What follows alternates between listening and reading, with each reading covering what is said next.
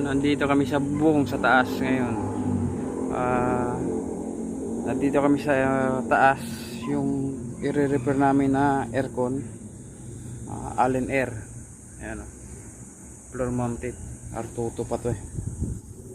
So nakita natin yung problema is yung may leak, yung high pressure switch nya, may leak siya.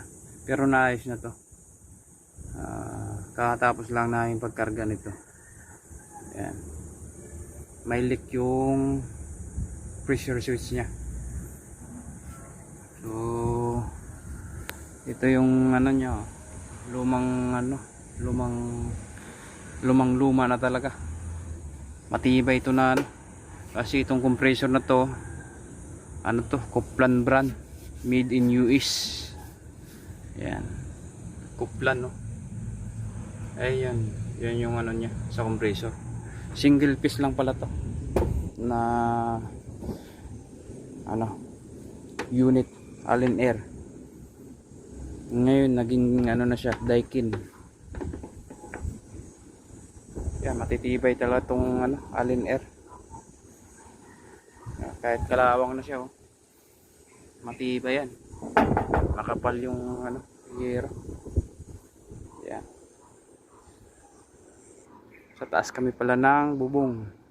Yan. Yan na. Mainit sa ibabaw. Papanda rin na lang namin. Gumagana na siya, oh. Yan. Gumagana na siya. So yung karga niya kanina, tinanggal ko na rin yung gauge, nasa 50 lang.